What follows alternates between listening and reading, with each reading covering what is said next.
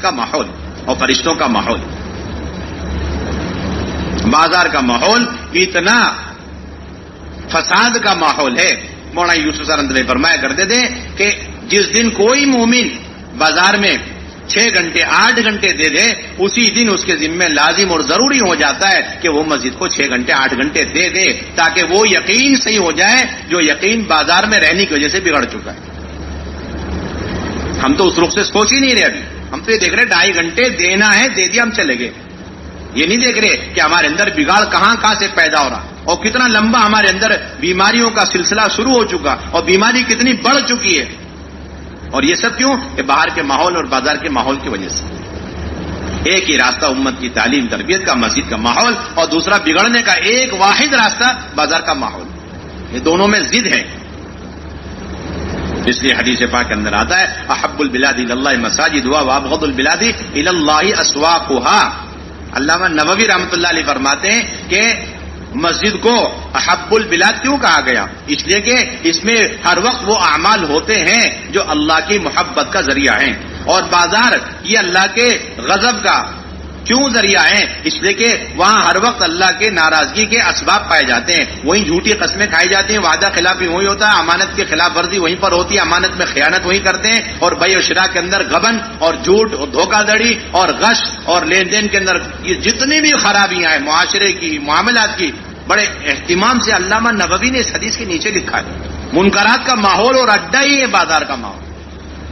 اس لیے جو آدمی جتنا وہاں بیٹھے گا وہ اس جگہ کی طرح وہ خود بھی اللہ کے نزدیک مبغوض ہوتا چلا جائے گا, اور جو آدمی جتنا مسجد کے اعمال کا پابند ہو جائے گا وہ اس مسجد کی طرح, مسجد کے اس ٹکڑے کی طرح اللہ کے نزدیک محبوب ہوتا چلے گا. کوئی راستہ نہیں. جگہ جگہ سراحت کی علامہ نووی رحمۃ اللہ علیہ نے مسجد کی اہمیت پر عظمت. طفیل بن عمرو دوسی اتنے متاثر ہو گئے کفار مکہ کی بات سن کر کہ اپنے کان میں روئی رکھ کر کے آئے کہ ان کی بات تو سننی ہی نہیں ہے. آج بھی امت کا بہت بڑا طبقہ, اللہ معاف فرمائے کہ اتنا بڑا طبقہ امت کا ہے وہ دین کی باتیں سننے سے بیزار, وہ سننا بھی نہیں چاہتا. ساری باتیں سنیں گے, دین کی بات نہیں سننا چاہتا, اللہ کے رسول کی باتیں نہیں سنتے.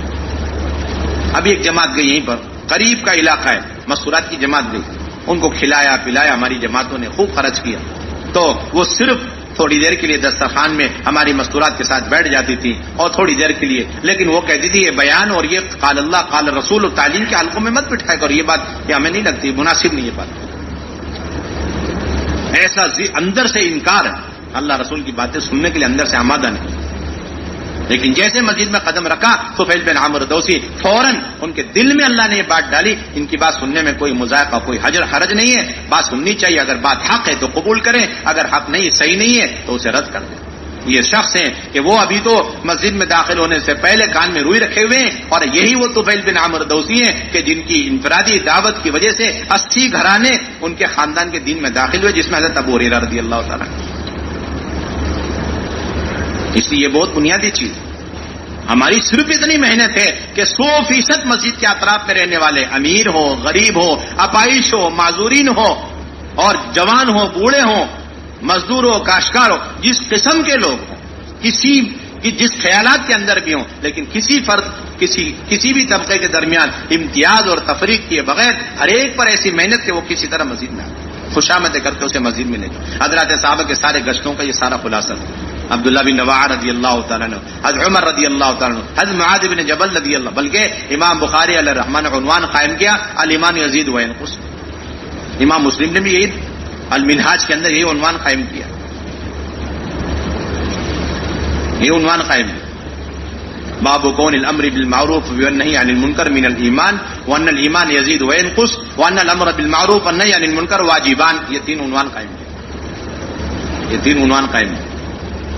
امر بالمعروف نہیں یعنی منکر ایمان کا حصہ ہے, اور ایمان میں سے, اور امر بالمعروف اور ایمان بڑھتا بھی ہے گھٹتا بھی ہے, اور امر بالمعروف نہیں یعنی منکر, یہ دونوں بنیادی واجبات میں سے, فرائض میں سے.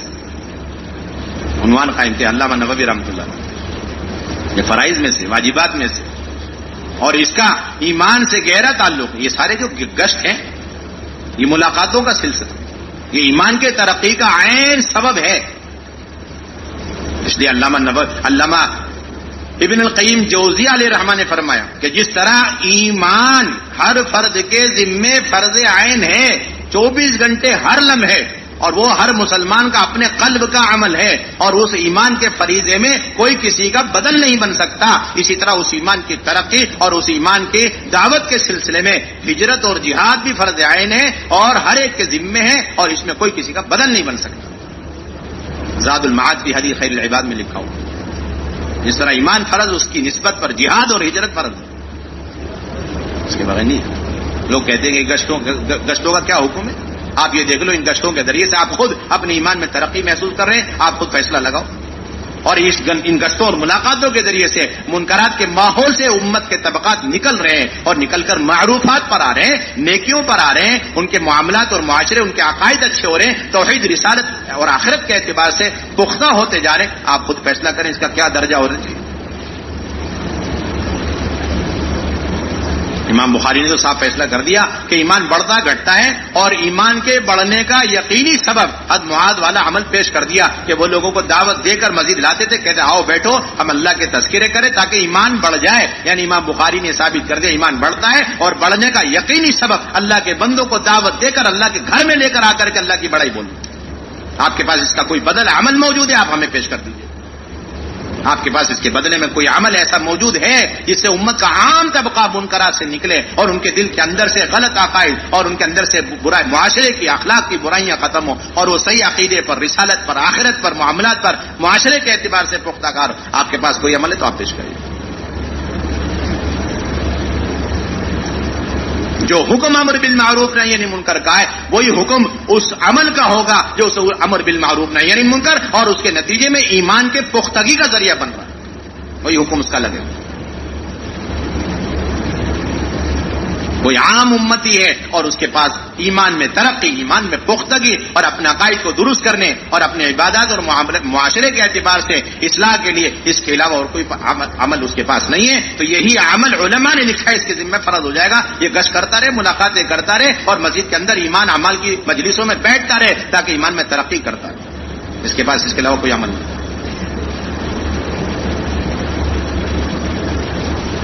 اس لیے بہت بنیادی ذمہ داری ان گشتوں کو، ان ملاقاتوں کو صرف گشت اور ملاقات کہہ کے چھوڑنا نہیں. یہ بعین ہی امر بالمعروف نہی عن منکر کے فریضے کی ادائیگی کا ایک مستقل شکل ہے، مسنون شکل. ایک کے پاس جانا خوشامد کر کے لے کر کے، اپنے دین پر استقامت سے لے کر کے پوری امت کے صحیح سنت شریعت پر آنے کا یہ واحد راستہ گشتوں کے ذریعے، ملاقاتوں کے ذریعے صاف لے کر کے. اس لیے حضرت عبداللہ بن رواحہ رضی اللہ عنہ نے یہ بات فرمائی تھی، ان قلوبنا اشد تقلبا من القدر اذا استجمعت غلیانها، کہ ہم یہ کیوں گشت کر رہے ہیں؟ ایمان والے ایمان والوں پر گشت کر رہے ہیں، صحابہ پر گشت کیوں کر رہے ہیں؟ انہوں نے صاف بتایا اس کی وجہ یہ ہے کہ یہ دل ہے نا بہت تیزی سے پلٹتا ہے، چاہے وہ صحابہ کا دل ہو چاہے ولی کا دل ہو، دلوں میں کوئی فرق نہیں ہوتا، دل پلٹتے بس، اس لیے اس کا نام قلب رکھا گیا. انہوں نے قاعدہ کلیہ کے طور پر بتایا یہ قلبوں کا حال، یہ دلوں کا حال یہ ہے کہ وہ اس ہانڈی سے زیادہ تیزی سے پلٹ جاتے ہیں جس کے اندر کی چیزیں بڑی تیزی سے پلٹا کرتی ہیں آخری ابال کے وقت. کہ اگر وہ مزید فرشتوں کے ماحول، ایمان اور یقین کے حلقوں میں، اعمال کے ماحول میں، تو پھر نیکیوں کی طرف تیزی سے اس کی طبیعت چلتی ہے، اس کا دل چلنے لگتا ہے. اس کے برعکس اگر وہ تھوڑی دیر کے لیے مسجد سے باہر نکل کے چلے گیا اور بازار کے ماحول میں بیٹھ گیا تو اتنی دیر میں اتنا متاثر ہو جاتا ہے کہ اس کو برائیاں نیکیوں کے مقابلے میں اچھی لگنے لگتی ہیں، برائیاں کرنے لگ جاتا ہے، سوچنے میں مجبور ہو جاتا ہے. آپ ایک واقعے سے اس کی مثال دیکھ سکتے ہیں. حضرت عمر رضی اللہ تعالیٰ کے زمانے میں ایک نوجوان تھا اور بہت عبادت گزار، حضرت عمر کا بڑا چہیتا تھا اور ہر وقت مسجد میں رہتا تھا. مسجد سے باہر صرف اپنے والدین کی خدمت کے لیے نکلا کرتا. خیر القرون کا زمانہ، حضرت عمر جیسا زمانہ، اور مسجد سے اتنا لگاؤ رکھنے والا، اور وہ صرف اپنے ماں باپ کی خدمت کے لیے جاتا. وہ ماں باپ کی خدمت جب جاتا تھا راستے میں ایک بدکار عورت کا مکان پڑتا تھا، وہ اس نوجوان کو بہکاتی رہتی تھی. ایک مرتبہ بس چلتے چلتے وہ بہکا رہی. اس کا یہ اثر تھا کہ ایک مرتبہ وہ نوجوان اتنا جو ہے اس کی بات پر آ گیا کہ وہ عورت آگے آگے اور وہ نوجوان پیچھے پیچھے، اور وہ عورت اپنے گھر میں داخل ہو چکی اور وہ نوجوان بھی گھر میں داخل ہو گیا. آپ سوچئے سر، سوچئے خیر القرون کا زمانہ، مسجد میں ہر وقت پڑا رہنے والا جوان حضرت عمر کے ماتحتی میں، ان کی نگرانی میں اس کی تربیت ہو رہی. اور گزرتے گزرتے ایک خاتون کی اس تھوڑے سے وسوسے کوشش کے نتیجے میں اس کا دل پلٹ گیا. کہتا ہے کہ وہ داخل ہوا، اس کو ایک دم سے ایک آیت یاد آ گئی، ان الذین اتقوا اذا مسهم طائف من الشیطان تذکروا فاذا هم مبصرون. یہ آیت اسے یاد آئی، بے ہوش ہو گیا. متقی لوگ وہ ہیں کہ جب شیطان ان کے اندر وسوسے ڈالتا ہے، انہیں گمراہ کرنے کی کوششیں کرتا ہے، تو وہ اللہ کو یاد کرتے ہیں تو ایک دم سے ان کے اندر کی آنکھیں، دل کی آنکھیں کھل جاتی ہیں، انہیں بصیرت مل جاتی اور ان کی ان گناہوں سے حفاظت ہو جاتی. وہ آیت اسے یاد آئی، وہ بے ہوش ہو گیا. وہ عورت گھبرا گئی، اپنے باندی کے سہارے سے اس نوجوان کو لے جا کے اس کے گھر کے دروازے پہ چھوڑ کے راتوں رات واپس آ گئی. اب گھر والے پریشان، گھر سے باہر نکلے اسے تلاش کرنے کے لیے، دیکھا بیٹا تو دروازے پہ پڑا ہوا، اسے اندر لے گئے. بہت دیر کے بعد ہوش آیا، پوچھا کیا گزری؟ اس نے شرماتے ہوئے سارا واقعہ سنا ہے. تو باپ نے پوچھا وہ کون سی آیت تھی جس کی یاد آنے پہ تجھے بے ہوش؟ اس نے وہ آیت پڑھی، پھر بے ہوش ہو گئے. ان الذین اتقوا اذا مسهم طائف من الشیطان تذکروا فاذا هم مبصرون. وہ آیت پڑھی، فوراً بے ہوش ہو گئے. اس مرتبہ اتنا لمبا بے ہوش کہ اسی میں اس کی جان پرواز کر گئی، انتقال ہو گیا. خیر کی حالت میں اس کے اللہ کے ڈر اور خوف کی حالت میں اس کی موت آ گئی. اور انہوں نے دیکھا رات کا وقت ہے، معمولی درجے کا ایک آدمی ہے، اس لیے حضرت عمر کو کیا تکلیف دینی ہے. راتوں رات اس کو غسلا کے کفنا کر کے نماز جنازہ پڑھ کے دفن بھی کر آگے. حضرت عمر کو صبح خبر ملی تو حضرت عمر قبر میں پہنچ گئے اپنے ساتھیوں کو لے کر، اور پہنچ کر کے وہاں یہ آیت پڑھی، وَلِمَنْ خَافَ مَقَامَ رَبِّهِ جَنَّتَانِ. جس کے دل میں اللہ کے سامنے حضوری اور پیشی کا ڈر اور خوف رہتا ہے، ایسے لوگوں کے لیے 2 جنتوں کے وعدے ہیں. یہ آیت پڑھ رہے اور قبر کے اندر سے جوان جواب دے رہا ہے، امیر المومنین اللہ نے وہ دونوں جنتیں مجھے عطا فرما دی. باپ اندازہ لگا سارے فتنوں سے تحفظ کا راستہ مسجد والا راستہ، مسجد کے اعمال والا. اب جو شخص ایسا خیر القرون میں زمانے میں اور حضرت عمر کے زمانے میں پرورش پانے والا، مسجد کے اندر پرورش پانے والا، بازار سے اس کا کوئی تعلق نہیں، لیکن بازار کے ماحول جن گھروں میں گلیوں میں رہتے، وہاں سے گزرتے ہوئے ذرا سی محنت پر وہ بچہ ادھر سے ادھر ہو گیا، تو آپ اس سے اندازہ لگاؤ جو مسجد آتا ہی نہیں، ہر وقت بازار میں منکرات کے اور شیاطین کے اڈوں میں بیٹھا رہتا ہے، اس کے ایمان اور عقیدے کا کیا حال بنے گا آپ سوچ لو. اور ایسی قوم پر کتنی محنت کی ضرورت، اور ہم بیٹھے ہوئے 2 گھنٹے 2.5 گھنٹے مشورے کر رہے اور اختلاف کر رہے بیٹھے ہوئے. کیا ضرورت ہے مسجد میں لانے کی؟ یہاں تک سوال اٹھ رہا. اس کا صاف مطلب ہے کہ ہمارے سامنے سیرت نہیں، ہم نے طے کرا ہوا ہے کہ سارا کام ہمارے اپنے رائے کے مطابق کرنے کا کوئی گم نہیں. اس لیے ہر فرد امت کو مسجد کے اندر لا، یہ آپ کا مستقل معمول. اور پھر مسجدوں کے اندر آپ صلی اللہ علیہ وسلم کا یہ معمول تھا، ایمان کے حلقے آپ اپنی ذات سے لگا لیں. پورے مجمع کو رکھ کر آپ ایمان کے حلقے لے رہے ہیں، اور پورے مجمع کو رکھ کر آپ علم کے حلقے قائم فرما رہے ہیں. ایک وقت قبیلہ آ گیا حضور صلی اللہ علیہ وسلم کی خدمت میں، تو آپ صلی اللہ علیہ وسلم نے پہلے ان سے ان کی ایمان کی علامتیں معلوم فرمائی. انہوں نے بڑے اطمینان سے 15 علامتیں بیان فرمائی. اس کے بعد آپ صلی اللہ علیہ وسلم نے ان سے یہ فرمایا کہ ایمان کی یہ 15 علامتیں انتہائی ناقص ہیں اور یہ ناکافی ہیں جب تک اس کے ساتھ 5 اور ایمانی علامتیں شامل کر کے اسے مکمل نہیں کریں. اللہ کے نبی نے 5 علامتوں کی اور تعلیم دی. یہ کیا ہے؟ اللہ کے نبی صلی اللہ علیہ وسلم اور ایک قبیلے قوم کے 7 لوگوں کے درمیان ایمان کے حلقوں کے نمونے. ایک بڑے میاں اللہ کے نبی بیٹھے مسجد کے اندر، تشریف فرمائے اور آ کے پوچھ لیں گے اللہ کے نبی صلی اللہ علیہ وسلم وہ مسجد کے اندر ہم نے وہ جنت میں ہم نے سنا ہے کہ ایک درخت ہوگا جس سے جنتیوں کو تکلیف پہنچے، بیری کا درخت ہوگا. آپ نے فرمایا کہ اللہ تعالیٰ کا ارشاد ہے فی صدری مخدود، بےخار کی بیریوں میں وہ جنتی لوگ ہوں، وہ کانٹے کہاں جائیں گے؟ آپ نے فرمایا جو اللہ تعالیٰ اپنی قدرت سے کانٹے لگاتا ہے وہ اپنی قدرت سے ہر کانٹے کے بدلے پھل لگاتا ہے، اور ہر پھل کے اندر 70 ذائقے، ہر ذائقہ دوسرے ذائقے سے جدا ہو. یہ ایمان کے مذاکرے، جنت یعنی جنت اور جنت کے درخت اور درخت کے ایک ایک پھل کے تذکرے، کانٹوں کے تذکرے. انہوں نے کہا اس کا سایہ کیسا ہوگا؟ حضرت حضور صلی اللہ علیہ وسلم فرمایا گیا ایک کوا 1 مہینے تک اڑتا رہے تب بھی اس درخت کے سائے کے منتہا تک نہیں پہنچ سکتا. اچھا اس درخت کا تنا کتنا وسیع کتنا چوڑا ہوگا؟ آپ نے فرمایا ایک جوان اونٹ جوانی کی حالت میں چلنا شروع کرے، چلتے چلتے ہی بڑھاپا شروع ہو جائے اور بڑھاپے کی حالت میں چلتے چلتے موت کے قریب اس کی ساری ہڈیاں گل کے گر جائے، صرف ہنسلی کی ہڈی باقی رہ جائے، اتنا تسلسل کے ساتھ چل کر بھی وہ اس درخت ایک تنے کا ایک چکر کاٹنے سے عاجز. ایمانیات کے تذکرے مسجد کے اندر اللہ کے نبی صلی اللہ علیہ وسلم ایک دیہاتی کو لے کر آپ فرمائیں. اور ہمارے ساتھی پوچھتے مسجد میں بیٹھ کے کرنا کیا؟ کتنی دیر آپ گھنٹے لگایا کرتے تھے. مسلم شریف کی روایت میں آپ صلی اللہ علیہ وسلم فجر کی نماز کے بعد تشریف فرما ہوئے منبر پر، اور آپ نے قیامت تک جو قیامت کی علامتیں آنے والی اور جو فتنے آنے والے اور جو اس کا علاج ہے وہ آپ بیان کرتے جا رہے یہاں تک کہ ظہر کا وقت ہو گیا. ہمارے ساتھی وقت پوچھ رہے کتنی دیر کرنا، اور تعلیم بہت دیر ہو گئی، اور تعلیم کرے کہ نہیں؟ ہم اللہ کے راستے میں اگر جائیں اور ہماری تعلیم ہو گئی، اس کے بعد مسجد وار جماعت تعلیم کرنے بیٹھے تو ہمیں بیٹھنا چاہیے نہیں بیٹھنا چاہیے؟ ایسے سارے سوالات ہوتے. ظہر کی نماز پڑھائی اللہ کے نبی، پھر دوبارہ ممبر پہ تشریف فرما ہوئے، پھر آپ نے حدیث بیان شروع فرمائی یہاں تک کہ عصر کا وقت ہو گیا. راوی کہتے عصر کی نماز پڑھانے کے لیے آپ نیچے تشریف لائے اور پڑھا کر دوبارہ آپ ممبر پہ تشریف فرما ہوئے، اور مغرب تک آپ آخرت کے اور قیامت کی ساری علامتیں اور جتنے فتنے اور اس کے بچنے کے اسباب اور اعمال بیان کر، یہاں تک کہ مغرب کے وقت آپ کی مجلس پوری ہو، فجر سے لے کے مغرب تک تسلسل کے ساتھ، صرف بیچ میں وقفہ فرض نماز کی ادائیگی کے لیے سنت ہو. مسلم شریف کی روایت. یہ دن کا حال تھا مسجد النبوی کے اندر. رات کا کیا حال تھا؟ ابو موسیٰ شری رضی اللہ تعالیٰ فرماتے، مسلم شریف ہی کی روایت ہے کہ عشاء کی نماز کے بعد میں فارغ ہوا تو ایک صاحب نے میرا ہاتھ پکڑا، میں نے دیکھا تو حضرت عمر فاروق، اور کہنے لگے چلو بیٹھے ایمان کے علم کے حلقے لگا، حلال حرام کے تذکرے کر.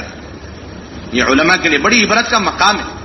کبار صحابہ، علماء صحابہ مسجد میں بیٹھے آپس میں حلال حرام کے مذاکرے کرتے،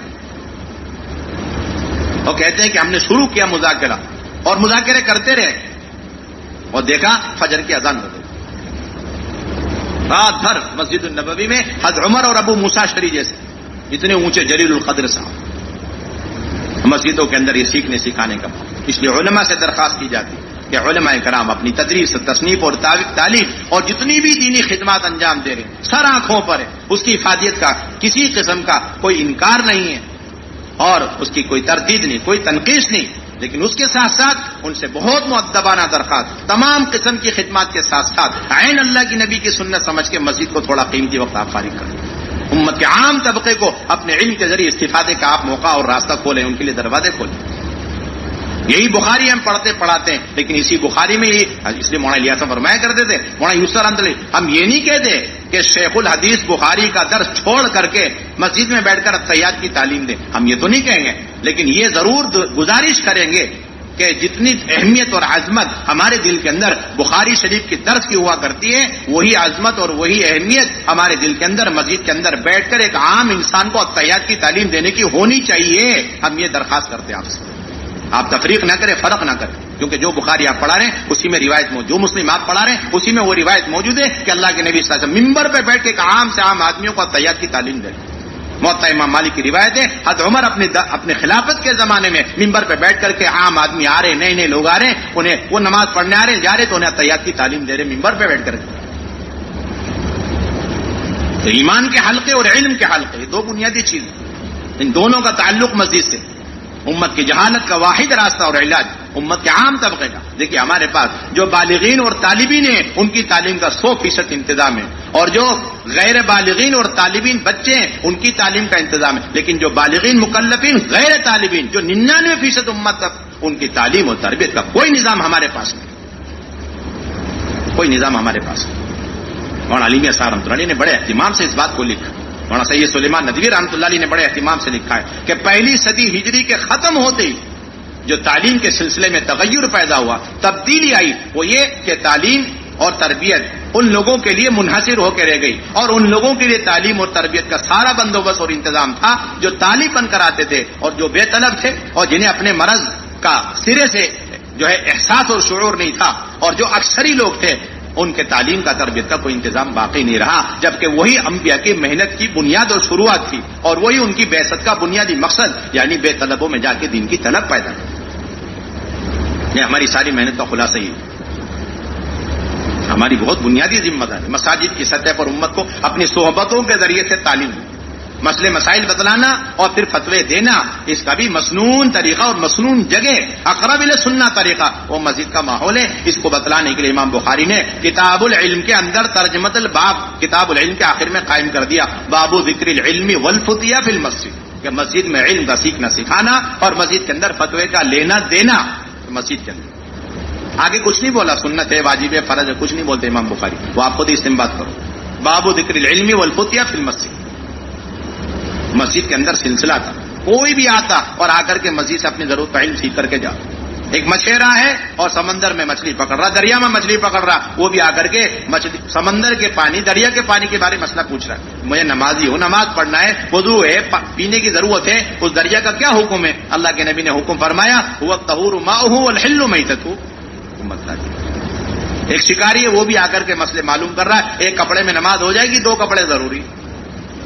ایک معمولی سا چرواہا عقبہ بن عامر رضی اللہ تعالیٰ عنہ، اپنی اونٹ چرانے کی ان کی باری ہوا کرتی تھی، لیکن اس کے ساتھ ساتھ مسجد النبوی میں آ کر اپنے علم کے لینے اور سیکھنے میں ان کے لیے اونٹ چرانا اور اس معمولی قسم کے اجرت کا کام ان کے لیے مانی نہیں ہے. دروازہ کھلا ہوا ہے علم سیکھنے کا، آئیے اور سیکھ کر کے جائیے. عقبہ بن عامر فرماتے میں آیا اور دیکھا کہ اللہ کے نبی حدیثیں سنا رہے ہیں. میں نے کہا بڑی عمدہ روایت ہے. آپ نے فرمایا جو آدمی نماز پڑھے اچھی طریقے سے وضو کر کے تو وہ جنت میں داخل ہو جاتا، اللہ کی طرف متوجہ ہو کے نماز پڑھے. تو حضرت عمر نے فرمایا اے عقبہ تمہارے آنے میں دیری ہو گئی، تمہارے آنے سے پہلے حضور صلی اللہ علیہ وسلم نے ایک حدیث اور سنائی اور وہ اس سے عمدہ روایت. اور یہ روایت یہ کہ جو آدمی وضو کرے اچھی طریقے سے اور پھر یہ دعا پڑھے اشہد ان لا الہ الا اللہ وان محمد عبدہ ورسولہ، تو اس کے لیے اللہ کی طرف سے اجازت اور اختیار ہے کہ وہ جنت کے 8 دروازوں میں سے جس دروازے سے چاہے داخل ہو. عقبہ بن عامر اونٹ چرا رہے ہیں اور اس کے ساتھ ساتھ اللہ کے جو ہے مجلس میں جا کر، صحبت میں رہ کر، مسجد کے ماحول میں آ کر کے اپنی بنیادی ضرورت کا علم سیکھ لی. یہ دعا سیکھ لی انہوں نے. وضو کے بعد دعا کون سی پڑھی جاتی ہے؟ یہ بنیادی چیز. یہی آگے سلسلہ حضرات صحابہ کا بھی یہی سلسلہ، تابعین کا یہی سلسلہ، صحبتوں کے ذریعے مسجد کے ماحول میں علم دینا. حضرت اسود فرماتے ہیں، حضرت اسود بن یزید رضی اللہ تعالیٰ عنہ مسجد میں بیٹھے ہوئے، کوفہ کی مسجد میں بیٹھے ہوئے. ایک صاحب نے آ کر کے پوچھا کہ اس آیت کو کیسے پڑھنا ہے؟ تو حضرت اسود بن یزید رضی اللہ عنہ فرمایا کہ حضرت عبداللہ بن مسعود رضی اللہ تعالیٰ عنہ یہ آیت ایسی پڑھتے، فہل من مدکر ایسے پڑھتے، فہل من مدکر نہیں پڑھتے، فہل من مدکر پڑھتے تھے. اور عبداللہ بن مسعود رضی اللہ تعالیٰ عنہ نے مجھ سے بیان کیا کہ اللہ کے نبی صلی اللہ علیہ وسلم بھی ایسے ہی پڑھتے. ایک ایک آیت ایک آدمی مسجد میں آ رہا ہے اور قرآن سیکھ کر کے جا. کیوں؟ ہر وقت علماء اکرام کبار تابعین میں شمار ہوتا ہے. اسود بن یزید، علقمہ بن مسعود بڑے کبار تابعین میں ان کا شمار. مسجد کے اندر علمی حلقے لگے. اس لیے یہ سلسلہ دوبارہ زندہ کرنا ہماری آبادی کی محنت کا خلاصہ ہے. ہر شخص آئے اپنی ضرورت کا علم لے کر کے جائے. اس لیے ہر مسجد کو مدرسہ بنانا، مکاتب ان کے اندر قائم کرنا، یہ علماء کرام سے درخواست کی جائے. جس طرح ان کے ذمے نماز پڑھانا، اسی طرح ان کے ذمے اس محلے کے اطراف میں رہنے والے چھوٹے بڑے بالغ غیر ہر ایک کو ان کی ضرورت کا علم سکھلانا. یہ نہیں کہہ رہے بڑی بڑی کتابیں اور بڑے بڑے ان کو مسائل، بڑی باریکیاں نہیں، یہ نہیں. بنیادی مسائل، ضرورت کا علم ان کو دینا ان کے ذمے فرض ہے.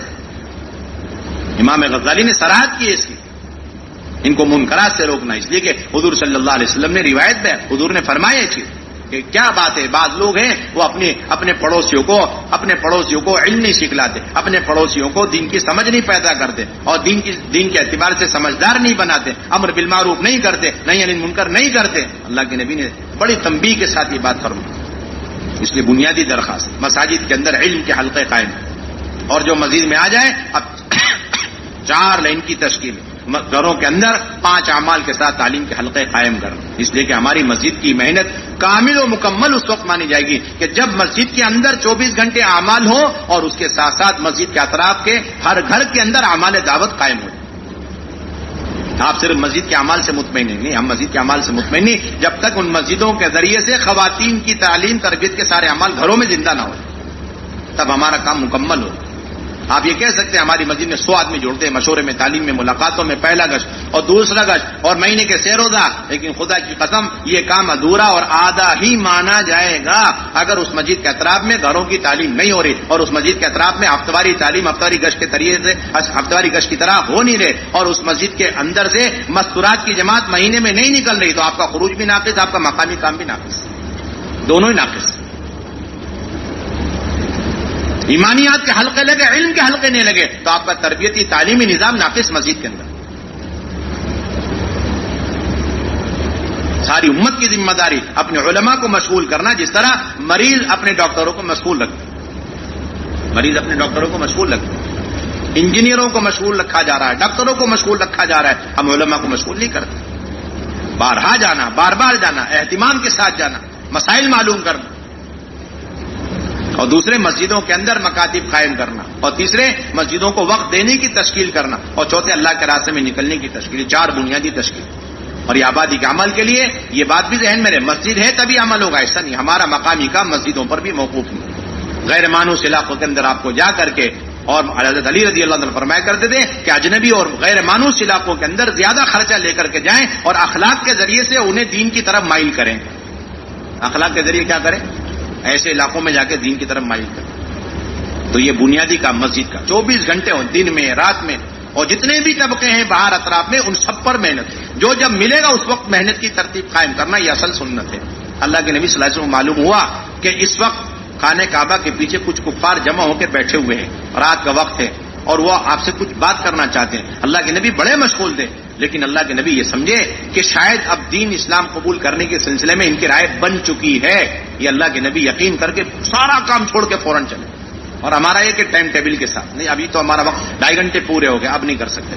یہ کوئی سلسلہ نہیں ہمارا، یہ ختم کرو آپ سلسلہ. آپ کی محنت کی شروعات اس وقت ہوگی جب آپ اپنا مقررہ وقت پورا کر کے آپ واپس جانے لگے. تقاضے آپ کے دنیا کے گھیر لیں، اس وقت اچانک کوئی تقاضا ہے، اب آپ ایک ملاقات کے لیے جا رہے ہیں، اب یہاں سے اصل مجاہدہ شروع، اور اس پر اللہ تعالیٰ آپ کو اپنے دین پر استقامت اور ان لوگوں کے ہدایت کے فیصلے پر. تو اللہ کے نبی چلے گئے بڑے خوش ہو کر.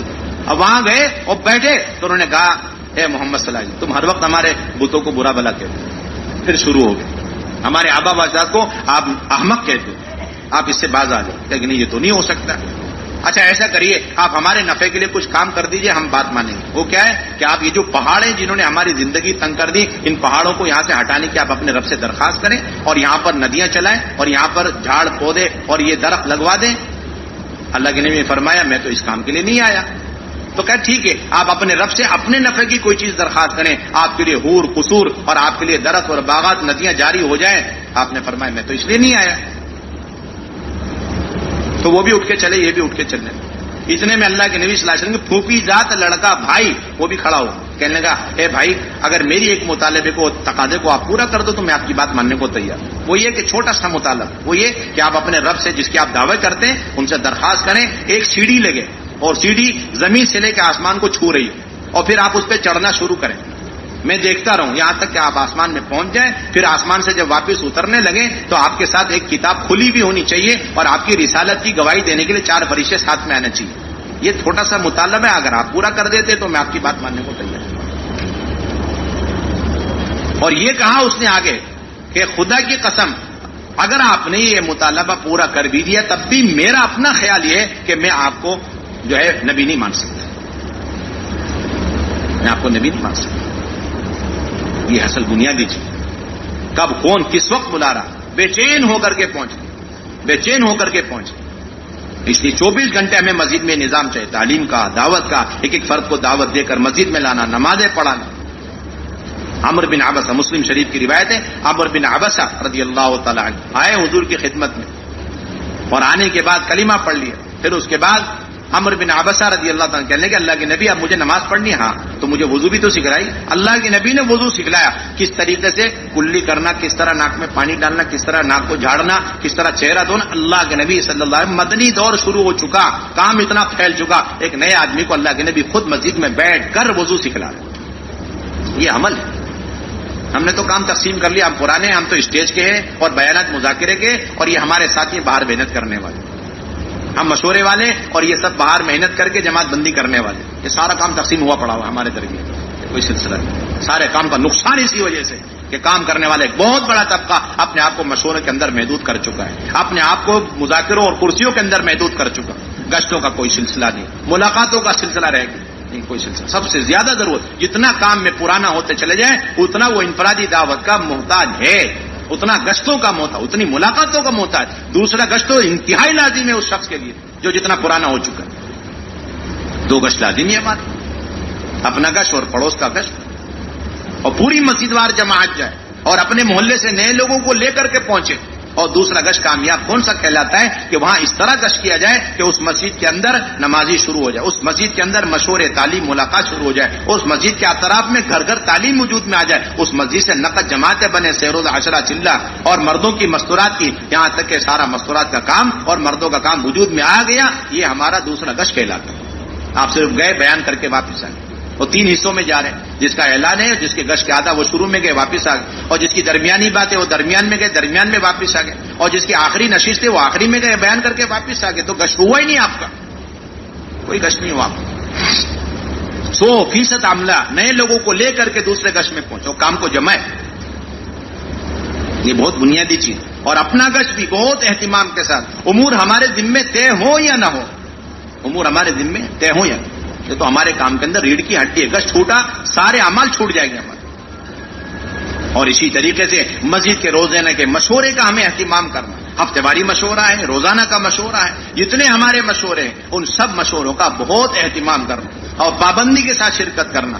چاہے کچھ بھی ہو جائے اور ہمارے ذمہ دار کسی بھی قسم کے ہوں، لیکن اطاعت کے ساتھ چلنا.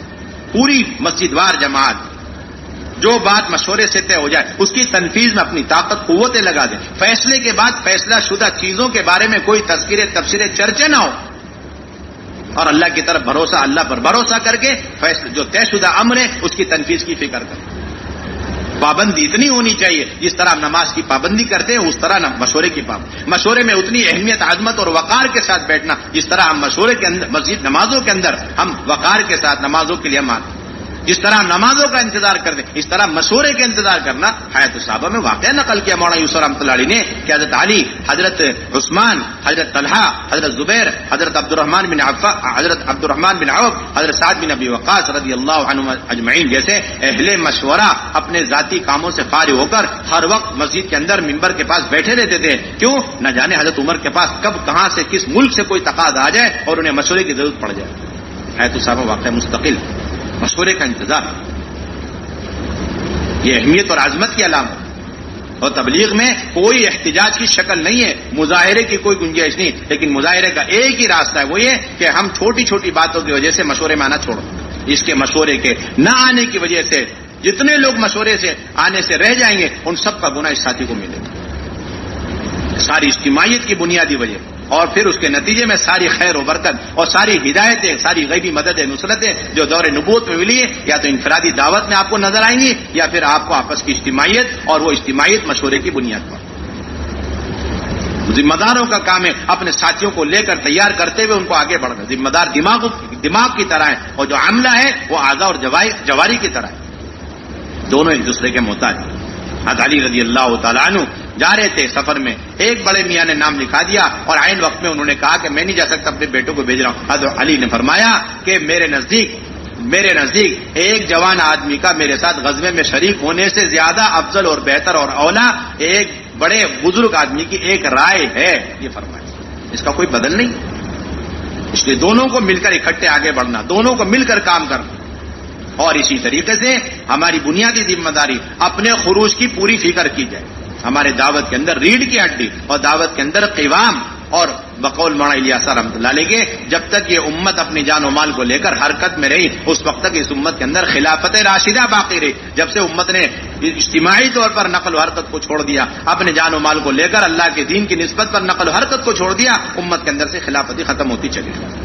مولانا الیاس رحمۃ اللہ کا ملفوظ ہے جو مولانا علی میاں صاحب رحمۃ اللہ نے بڑے اہتمام سے لکھا اور لکھ کر فرمایا کہ مولانا الیاس صاحب کے اس جملے اور اس ملفوظ کے لفظ حرف کی شہادتیں آپ کو تاریخی کتابوں میں ملیں.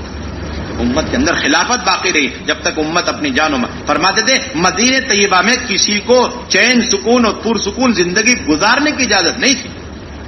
لکھا نا، جب سے اللہ کے نبی کو نبوت ملی پھرتے رہے، اور جو بھی آپ کے ہاتھ میں ہاتھ دے کر بیعت ہوتا وہ بھی مجنونانہ وار پھرا کرتا. جو بالکل معذور ہے، اپائچ ہیں اور بالکل قابل نہیں، صرف ان کو پرسکون مدینے میں رہنے کی گنجائش تھی، وہ بھی اس غرض سے کہ جو اللہ کے راستے میں پھرنے والے ان کی نصرت کرو، ان کے لیے فیا کا کام دینا، آپ کو نصرت کا کام دینا، اور پھرنا ختم ہو گیا. لوگ یہاں تک سمجھ رہے کلمہ نماز کی محنت نہیں. کلمہ نماز یہ تو پورے ارتداد کی کمر توڑنے کا واحد راستہ ہے. چاہے صدیقی دور کا ارتداد ٹوٹا ہے تو وہ خروج کی وجہ سے ٹوٹا ہے، اور ارتداد وجود میں آئے تھوڑی دیر کے لیے خروج میں توقف ہو گیا. البدایہ والنہایہ میں صراحت کے ساتھ موجود ہے کہ اللہ کے نبی موت تک فرماتے رہے اسامہ جاؤ جاؤ، یہاں تک کہ حضرت اسامہ کی والدہ ام ایمن کہنے لگی کہ اللہ کے نبی اگر آپ کو اس بیماری کی حالت میں میرا بیٹا چلے گیا چھوڑ کر، اس کا دل لگے گا ہی نہیں، لیکن جیسا کام کرنا اللہ کے راستے میں نکل کے کر نہیں سکتے، دل یہیں اٹکا رہے گا، آپ ذرا اپنی جو ہے صحت تک اس کو نہیں روانہ کرو اسامہ کو، روانہ کرو اسامہ، پورا اصرار اللہ کے نبی صلی اللہ علیہ وسلم. سوچو آخری وقت میں ملاقات کے لیے آ رہے، اللہ کے نبی صلی اللہ علیہ وسلم بولا نہیں جا، تو اللہ کے نبی صلی اللہ علیہ وسلم دونوں ہاتھ مبارک حضرت اسامہ کے چہرے پہ مل اور روانہ کر.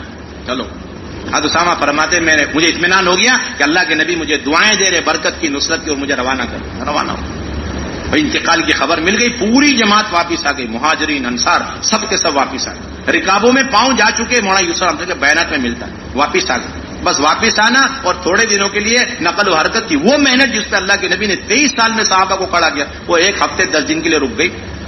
مکہ مدینہ اور طائف کو چھوڑ کر سارا جزیرۃ العرب مرتد ہو، تاریخ کی کتابیں متفق ہو، سارا جزیرہ مکہ مدینہ، صرف ایک آدمی کے پیچھے 40,000 لوگ مرتد ہو کر کے اس کے دعوے دار ہو گئے نبوت، اس کی تصدیق. تو حضرت ابو بکر رضی اللہ عنہ پہلا کام یہ کہا کہ فوراً جماعت روانہ ہو، نہ امیر بدلنا ہے، نہ جھنڈا بدلنا ہے، اور نہ رخ بدلنا ہے، اور ابھی ہی جانا ہے. اور فرمایا کہ جتنے لوگوں نے نام لکھایا حضور کے زمانے میں اس جماعت کے ساتھ جانے میں، ان میں سے کوئی ایک آدمی پیچھے نہ رہ جائے، اگر پیچھے رہ گیا تو میں ایسا سخت معاملہ کروں گا کہ وہ یاد رکھے. کسی کو پیچھے رہنے کی اجازت نہیں، ہر ایک کو جانا پڑے، جانا ہے، پوری جماعت کو جانا ہے، ہر فرد کو جانا ہے، اور جو امیر ہے وہی جائے گا، جو رخ طے کیا وہی جائے گا. ورنہ اگر ایسا نہیں ہوا تو میں صراحتاً وحی کی خلاف ورزی کر رہا ہوں. یہ فرمایا حضرت ابو بکر. کس کی خلاف ورزی کر رہا ہوں؟ وحی کی خلاف ورزی کر رہا ہوں، اور منصوصات میں کوئی مشورہ نہیں. بس حضرت عمر کو میں روکنا چاہتا ہوں، لیکن وہ بھی میں اپنی مرضی سے نہیں، امیر کی اطاعت کی بنیاد پہ. میں جا کے پوچھوں گا اسامہ سے، اسامہ اس کے بغیر میرے مشورے نہیں ہو پاتے، ذرا اجازت دے دو میں اس کو روک لوں. کہا کہ ہاں روک لو. بھائی خوشی سے ہے نا، کوئی دباؤ تو نہیں ہے نا. یہ سکھلایا اپنی کم عمر کے لوگوں کی کیسی اطاعت کرنا، باقاعدہ روایت میں موجود ہے. بھائی اسامہ میرے کسی دباؤ اور اثر رسوخ کی وجہ سے خوش دلی سے نہیں، امیر صاحب بالکل خوشی سے، امیر المومنین خوشی میں عمر کو آپ کے لیے چھوڑ کر کے جا رہا ہوں. اب جب چلنے کا نمبر آیا تو پیدل چل رہے ہیں. حضرت اسامہ سواری پر ہیں. آپ سوچیں، اندازہ لگائیں کیسے عملے کو تیار کیا، کیسے افراد کو آگے بڑھائے، کیسے خروج کا اہتمام کیا. لیکن نہ تمہیں اترنے کی اجازت ہے، نہ میں سوار ہوں گا، مجھے ایسے چلتے چلتے تمہیں ہدایت دے. سب کو روانہ کر دیا. پورے مدینے کو خالی کیا، صرف ارتداد کی وجہ. پورے مدینے کو نوجوانوں سے بوڑھوں سے خالی کر دیا. کیوں؟ فرائض پر امت کو لانا. ایک زکات کا انکار کر. ہم تو سمجھتے ہیں کہ کلمے کی دعوت دینے کے لیے سارا قتال اور سارا اصرار، اور یہاں سارے قتال پر اصرار کر رہے حضرت ابو بکر، ایک فریضے پر امت کو لانے کے لیے قتال پر اصرار کر رہے. یہاں تک صاف فرما دیا اگر مجھے یقین کامل ہو جائے کہ اس جماعت کے جانے کی وجہ سے پورا مدینہ طیبہ میں حملے ہو جائیں گے، اور پھر ازواج مطہرات کی لاشوں کو جو ہے کوئی دفنانے والا نہیں ہوگا، اور مجھے بھی کوئی دفنانے والا نہیں، یہاں تک کہ درندے ان کی لاشوں کو مدینے کی گلیوں میں کھینچتے پھریں، تب بھی اس جماعت کو روانہ کر کے رہوں گا. کوئی حیثیت نہیں ان سب کے مقابلے میں. اس جماعت کے اللہ کے راستے میں نکلنے کے مقابلے، اس فریضے کے مقابلے میں ان سب کی ذاتوں کی کوئی حیثیت نہیں. سوچو، آپ اندازہ لگاؤ کتنی عظیمت ہے حضرت صدیق اکبر رضی اللہ عنہ، جبکہ کتنا پرانا کام ہو چکا ہے، 23 سال گزر چکے، اور اتنی عظیمت، اتنی پکڑ، اتنی پختگی کہ بھیجنا ہے جماعت اللہ کے راستے. اللہ تعالیٰ نے صاف فرما دیا جو لوگ مدینے میں رہ جائیں گے اور اللہ کے راستے میں نہیں نکلے، ان کے دلوں پر مہر لگا دیں. رضوا بأن يكونوا مع الخوالف وطبع الله على قلوبهم. جو اللہ کے راستے میں نہیں جاتے وہی اصل فتنوں میں مبتلا ہونے والے. جو اللہ کے راستے میں نہیں جائیں گے، اپنے مقام پر اعمال دعوت کے ساتھ بھی اگر رک جائیں تب بھی وہ اپنے آپ کو ہلاکت میں ڈالنے والے، اپنے آپ کو ہلاکت سے بچانے والے. اللہ کے راستے کی جہاد کو اور دین کو، دونوں کو ایک ہی چیز قرار دیا حدیث کے اندر کہ اگر تم اللہ کے راستے میں جانا چھوڑ دو اور اپنے گھر کے اندر رہ جاؤ، اپنے کاروبار اور اپنے کھیتی باڑی میں لگ جاؤ گے تو پھر اللہ تعالیٰ تم پر ذلتوں کو مسلط کر دیں گے، اور وہ ذلت اس وقت تک ہٹائی نہیں جائے گی جب تک تم اپنے دین کی طرف نہیں لوٹو گے. یہ نہیں فرما جب تک جہاد کی طرف نہیں لوٹو. اس کا صاف مطلب ہے جہاد اور دین ہے، یعنی پورے دین کے وجود میں آنے کا سبب یہ اللہ کے راستے کی نقل وار کرے. یہ اصل بنیاد ہے. اس لیے ہر سال کے 4 مہینے موڑا، یہ ایسا موت تک کہتے ہوئے. اور حضرت نے فرمایا ہر سال کے 4 مہینے پورے عالم کے لیے اصول ہے کہ ایک سال کا 4 مہینہ اپنے اندرون صوبے کا، اور دوسرے سال کا 4 مہینہ دوسرے صوبے کے ارتداد کے علاقے کو چن چن کے تلاش کر کے جانا، اور تیسرے سال کا 4 مہینہ بیرون ملک کا ہر حال. اور اسی طریقے سے اللہ کے راستے میں پیدل نکلنے کا اہتمام کیا. اللہ کے راستے میں ہر پرانا ساتھی اپنی جماعت بنا کر کے جائے، خاندان کی سطح پر جماعت، مسجد کی سطح پر جماعتیں بنائی جائیں، مسجد کی سطح پر جماعت مت.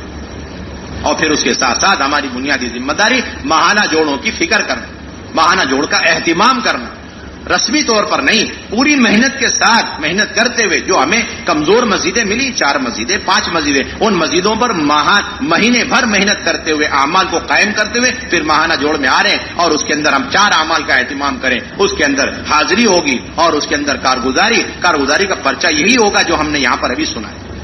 اعمال کسی سے کچھ پوچھے جائیں گے، کسی سے پوچھے جائیں گے، لیکن کوئی دوسری کارگزاری کے عنوانات نہیں، یہی عنوانات ہیں. کروں کے اعمال کا کیا ہوا، مستورات کے اعمال کا کیا ہوا، خروج کا کیا ہوا. اور پھر تیسرے اس کی روشنی میں ہمیں عزائم اور ترغیبی بات کر کے عزائم کرنے اگلے آئندہ 1 مہینے تک ہمیں کتنے اعمال کو آگے بڑھانا، اور پھر حیات الصحابہ کا اہتمام. اسی طریقے سے شب گزاریوں کا بڑی پابندی کرنا، اپنے قیام اور طعام کے ساتھ شب گزاری میں مطلوب ہیں، اور اپنی پوری مسجد وار جماعت شریک ہو، اور محنت کرتے ہوئے جماعتیں بنا کر 4 مہینے کی، بیرون کی، اندرون کی جماعتیں بنا کر کے پھر شب گزاریوں میں آنا، نئے ساتھیوں کو لے کر کے پہنچنا. عصر میں بیان ہے، پھر لے کے اپنے ساتھیوں کو بیٹھ گئے اور ہم دعوت دے رہے، ذہن سازی کر رہے. پھر مغرب کا بیان ہو گیا، پھر لے کر کے ہم بیٹھے، ان کو تیار کر رہے، انہیں آمادہ کر رہے. نئے ساتھیوں کو ماحول میں اس لیے لایا جاتا ہے، رات کا قیام اس لیے کروایا جاتا ہے، اشراق تک قیام تام کے ساتھ ہمارا شب گزاری کا ماحول ہو. حضرت عبداللہ بن عباس، حضرت عباس رضی اللہ تعالی عنہ نے رات بھر خیمے میں رکھ کر حضرت ابو سفیان پر محنت کری، جس کے نتیجے میں صبح انہوں نے کلمہ پڑھ لیا. اور پھر حضور صلی اللہ علیہ وسلم نے اتنے پر نہیں چھوڑا، بلکہ انہیں پہاڑ کی چوٹی پہ کھڑا کر دیا اور 10,000 صحابہ کی جماعتوں کی چھوٹی چھوٹی جماعتیں بنائی اور اس وادی کے نیچے سے گزرنے کو فرمایا، اور ہر جماعت کو یہ حکم دیا کہ جب ابو سفیان کا سامنا ہو تو وہاں ٹھہر جانا اور 3 مرتبہ زور سے اللہ اکبر پڑھنا. اب 10,000 لوگ 3 مرتبہ پڑھ کے گزرے. گویا کہ ایک آدمی کے دل کے اندر کلمے کے یقین کو اتارنے کے لیے 10,000 کو حکم دیا کہ اس کے سامنے 30,000 مرتبہ کلمے کی دعوت پیش کرو. یہ ہے اصل دعوت ہماری. یہ ساری میں نے چھوڑ ایک فرد پھر نہیں چھوڑا. پھر اس کو لے کر کہا کہ اب ان کو صحابہ کی مجلسوں میں رکھو تاکہ اجتماعی طور پر وضو کرنا دیکھیں، اجتماعی طور پر نماز پڑھنا دیکھیں. جب یہ سب کچھ ہو گیا تب جا کر اب وہ داعی بنے، اور اس کے بعد انہیں مکے میں داعی بنا کر بھیجا.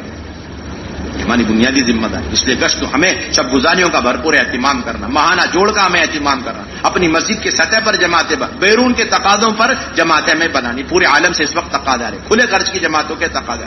اس لیے ہر سال کے 6 مہینے کے ہم ارادے کریں انشاءاللہ. کرتے ہیں ارادے ہر سال کے 6 مہینے، ہر سال کے 6 مہینے، اور ادنا درجہ ہر سال کے 4 مہینے. 4 چلے کی تشکیل اب ہمارے یہاں نہیں. کوئی چلہ دے دیتا ہے کوئی بات نہیں، اس سے کوئی انکار نہیں.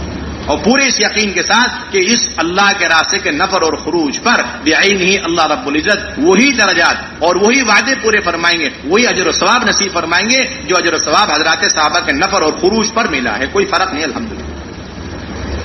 نیت کرتے ہیں انشاءاللہ. کون کون تیار ہے ہر سال 6 مہینے کے لیے انشاءاللہ؟ اللہ تعالیٰ بے حد قبول فرمائے.